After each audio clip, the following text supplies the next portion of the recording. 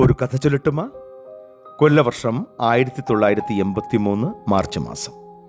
ഞാൻ 10ാം തരം പഠിക്കുന്ന കാലഘട്ടം.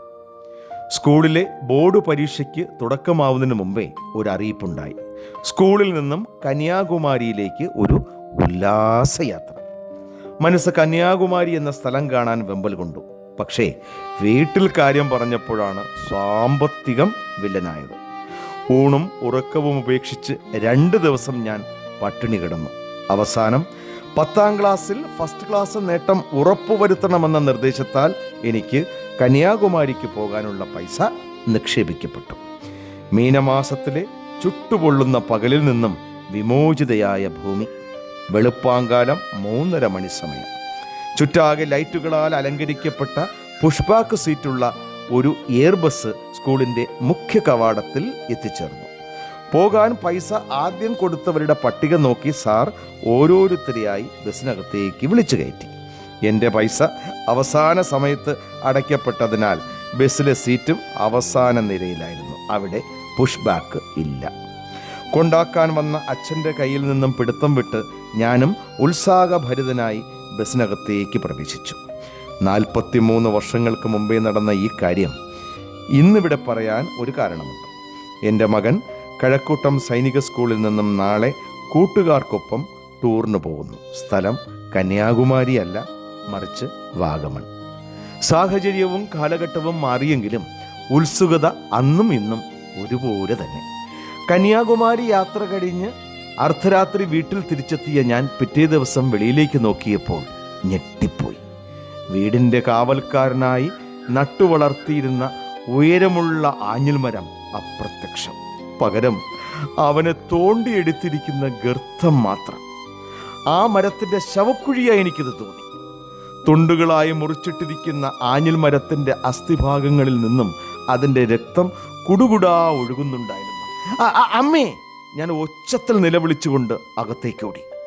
എന്തിനാ അമ്മേ ആഞ്ഞിൽ മരം മുറിച്ചു കളഞ്ഞത്? അമ്മ നിർവികാരിയായി ഒന്നും മിണ്ടാതെ മാറി നിന്നു.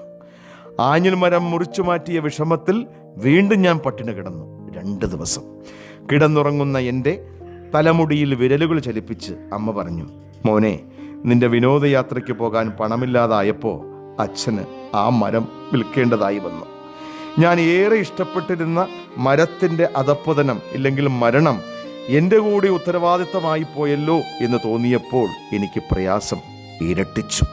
ഞാനാണല്ലോ അതിനുത്തരവാദി. വളർന്ന് ആകാശം മുട്ടി നിന്നിരുന്ന ആ ആഞ്ഞിൽ മരം എന്നെ കൈകൊട്ടി വിളിക്കുന്നതായി ഇപ്പോഴും ഓർമ്മിക്കുന്നു.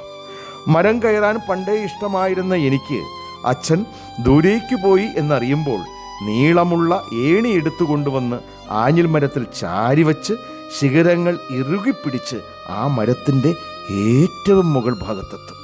ഒരു സുഹൃത്തിനെ പോലെ ആലിംഗനം ചെയ്ത് സുരക്ഷിതമായി ആ മരം എന്നെ സംരക്ഷിച്ചിരുന്നു. ആ മരത്തിന് മുകളിൽ ഇരുന്ന് നോക്കിയാൽ നമ്മൾ കളിക്കാറുള്ള സ്കൂൾ ഗ്രൗണ്ടും കുളിക്കാൻ പോകുന്ന പഞ്ചായത്ത് കിണറും ദൂരെ പരവതാനി വിരിച്ചു കിടക്കുന്ന നെൽപ്പാടങ്ങളും കാണാം. എന്തു സുന്ദരമായിരുന്നു ആ കാഴ്ചകൾ. ഒരു ദിവസം പുറത്തുപോയ അച്ഛൻ നേരത്തെ മടങ്ങിയെത്തിയപ്പോൾ മരത്തിൽ ചാരി വച്ചിരുന്ന ഏണി കണ്ട് എന്നെ മരത്തിൽ നിന്നും ശകാരിച്ച് താഴെയിറക്കി പൊതിരെ തല്ലിയതും നല്ല ഓർമ്മ. ആ മരമാണ് ഇപ്പോൾ ശവമായി കിടക്കുന്നത്. മരത്തിൻ്റെ വിയോഗത്തിൽ ഞാൻ വീണ്ടും പട്ടിണി കിടക്കാൻ തുടങ്ങി. വീട്ടുകാർക്ക് വേണ്ടി പഠിച്ചിരുന്ന ഞാൻ 10ാം ക്ലാസ്സിൽ ഫസ്റ്റ് ഡിവിഷൻ മേടിക്കത്തില്ല എന്ന് ശപഥം ചെയ്തു. 2 ദിവസങ്ങൾ നീങ്ങിയപ്പോൾ അച്ഛൻ പഴയ മരം നിന്ന സ്ഥാനത്ത് ഒരു പുതിയ ആഞ്ഞിൽ തൈ നട്ടുപിടിപ്പിച്ചു. കൂടുതൽ കരുത്തും വാശിയും പേറി ഞാൻ ആ ചെടിയെ തണലേകി വെള്ളം നനച്ച് പരിപാലിച്ചു. ആരുടെയും കരുതലില്ലാതെ സ്വന്തമായി ശിഖരങ്ങൾ നീട്ടി ഭൂമിയിൽ നിന്നും ആകാശത്തേക്ക് മരത്തിൻ്റെ വളർച്ച കുതിച്ചപ്പോൾ 2.5 വർഷത്തിന് ശേഷം എനിക്ക് പട്ടാളത്തിൽ ചേരാൻ നാട് വിടേണ്ടതായി വന്നു. ഇടയ്ക്കിടയ്ക്ക് അവധിക്കാലത്ത് വന്നു പോകുന്ന ഞാൻ മരത്തിൻ്റെ തണലിൽ നിൽക്കുമ്പോൾ എന്നോട് ആ മരം ചോദിച്ചിരുന്നു, എടാ, നീ മരത്തിൽ കയറുന്നില്ലേ? ഞാൻ ആ മരത്തിൽ കെട്ടിപ്പിടിച്ച് മറുപടി പറയുമായിരുന്നു, സമയമായില്ല, നീ കുറച്ചുകൂടി ഉയരാനുണ്ട്. 34ാം വയസ്സിൽ 16 വർഷത്തെ എയർഫോഴ്സ് സേവനം കഴിഞ്ഞ് തിരികെ എത്തിയപ്പോൾ വീണ്ടും ആ മരം എന്നെ മാടി വിളിച്ചു. അന്നെനിക്ക് പൂർണ്ണ സ്വാതന്ത്ര്യം. കാരണം ശകാരിക്കാൻ അച്ഛൻ ജീവിച്ചിരിപ്പില്ല. ഏണിയെടുത്ത് ചാരി മരത്തിൻ്റെ മുകളിലേക്ക് ചില്ലകളിൽ തൂങ്ങി തൂങ്ങി പിടിച്ച് കയറുമ്പോൾ കാലുകൾക്ക് ഒരു വിറയൽ.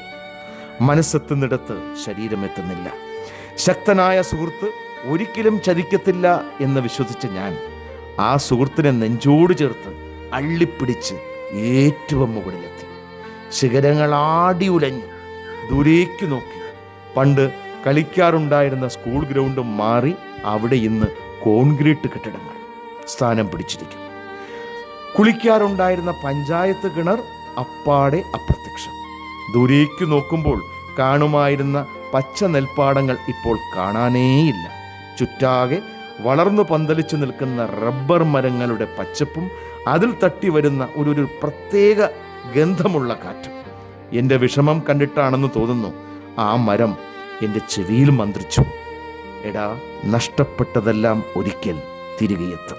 നമുക്ക് കാത്തിരിക്കാം. സ്നേഹപൂർവ്വം, സന്തോഷ് കുറുപ്പ്.